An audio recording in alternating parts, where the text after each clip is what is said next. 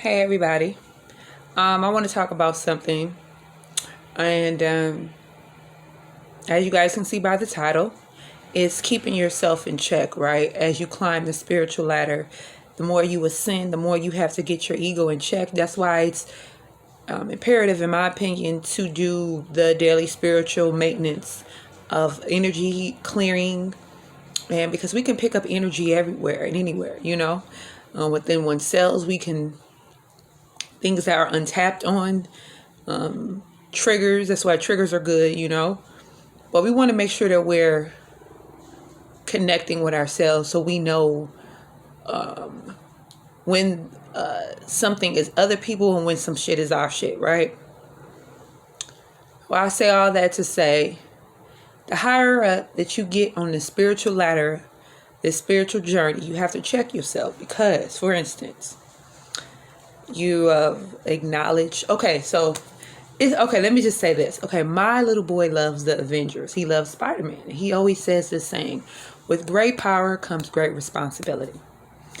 If you are aligning with a specific title, right?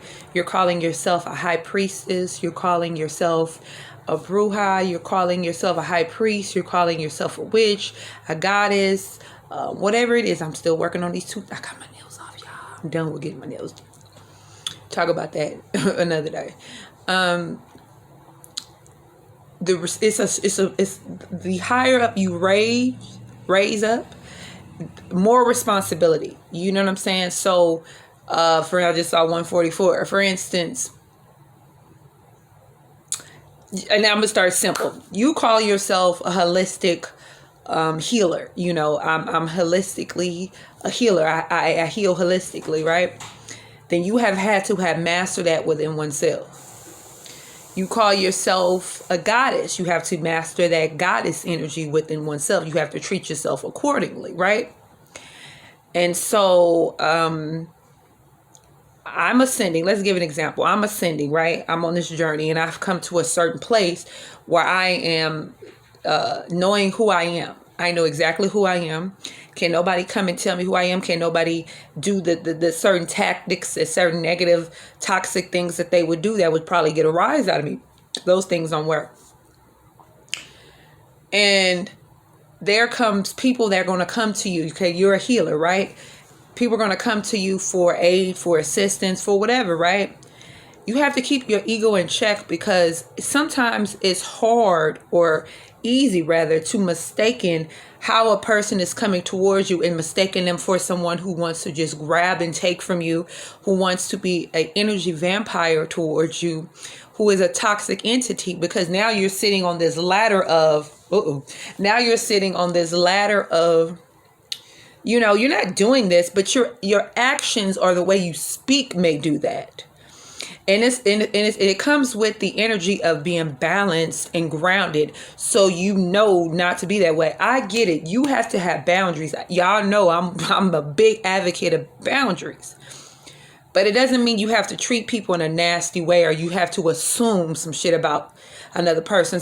A person can come your way and that person can basically be what you are. Like, they can have some things within them that may trigger you if you ain't fully healed on that shit. You see what I'm saying? If you're an empath and you're picking up on that person's, and I hope y'all understand where I'm going with this, you can pick up on their energy. I've been guilty of this shit. Okay. So I'm only going to come on here and speak from experience. And you're picking up on their energy, right? You're picking up, like, you know what I'm saying? And it could be a good chance that some of that stuff is in you, and I'm not calling it out all the time. I'm just saying the higher up you get on this spiritual hierarchy is the more you have to check that ego, because we don't want to push people off. No, we want to have boundaries, and we don't have to deal with everybody. We don't even have to converse with everybody. We don't have to do readings for everybody. We don't have to do counseling, coaching sessions with everybody, but we do have to have a level of humility. Okay? Because at one point we weren't where we are.